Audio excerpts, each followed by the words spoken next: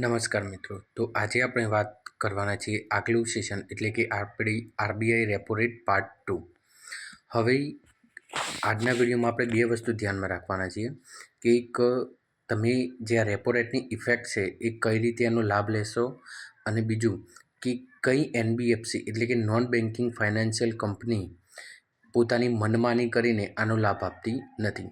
તો સૌપ્રથમ આપણે જોઈશું કે આનો લાભ કઈ રીતે લેવો.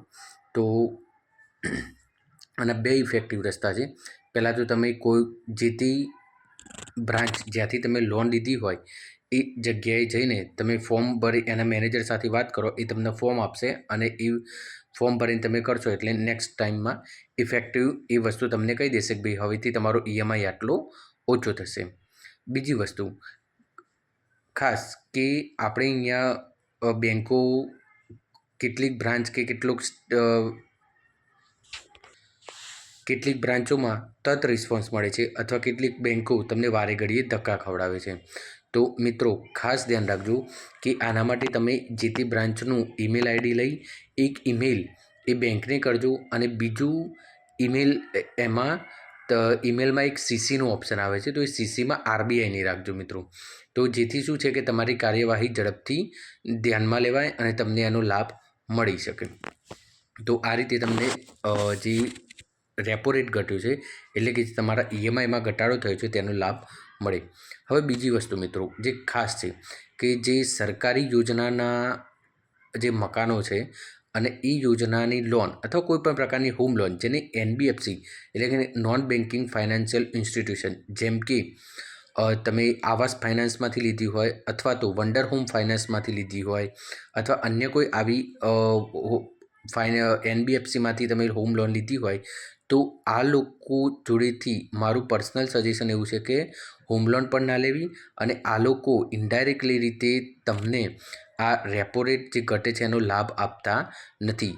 એ લોકો ઇન્ટરેસ્ટ રેટમાં જે પણ તમે લોન લેશો તો ઇન્ટરેસ્ટ રેટમાં તો એ લોકો એવું જ લખશે કે અમે ફ્લોટિંગ રેટ એટલે ઘટતા દરે વ્યાજ દરની લોન આપીએ છીએ, પરંતુ એ સાચો લાભ એ ગ્રાહકોને મળતો હોતો નથી. એ કોઈપણ પ્રકારે યેનકેન પ્રકારે બાના બનાવી અને એ ઘટાડેલા રેપો રેટનો લાભ ગ્રાહકોને આપતા નથી. પણ જો હા રેપો રેટ વધ્યો તો તમારો ઈએમઆઈ વધી જશે, પરંતુ રેપો રેટ ઘટ્યું તો તમને એનો ઘટાડાનો લાભ આપશે નહીં. એટલે મેં પ્રેક્ટિકલી બે એનબીએફસીમાં આવું અનુભવેલું છે, અને મોટાભાગની સરકારની જે પણ ગુડા હોય કે ઓડા હોય એટલે કે ગાંધીનગર અમદાવાદમાં જે સરકારી યોજનાના લાભના જે મકાનો બનતા હોય છે તેમાંથી મોટાભાગનું ફાઇનાન્સ આ બે કંપનીઓ કરતી હોય છે.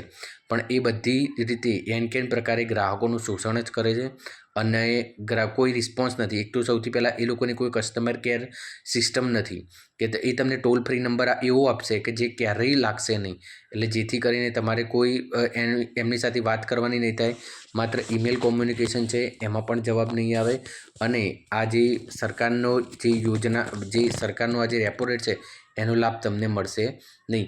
અને કેટલાક અંશે આરબીઆઈ પણ જવાબદાર છે, કારણ કે આરબીઆઈ ક્યારેક શું છે કે એ બહુ રેર કેસમાં તમને રિસ્પોન્સ કરશે. આરબીઆઈનો પણ એટલો બધો રિસ્પોન્સ હોતો નથી. તો મારું રિકમેન્ડેશન છે કે આ બે જગ્યાએથી લોન મળતી હોય તો પણ ના લેવી, અથવા બીજી કોઈ નેશનલાઇઝ બેંક કે એમાં તપાસ કરી અને ત્યાંથી લોન કરશો તો તમને સારું રહેશે. કારણ કે નેશનલાઇઝ બેન્કો હોય કે ગમે તે હોય તો એ લોકો તેનું આરબીઆઈ ઉપર ઘણું સારું એવું કંટ્રોલ હોય છે, તો એ તમારી વાતને ધ્યાનમાં લેશે.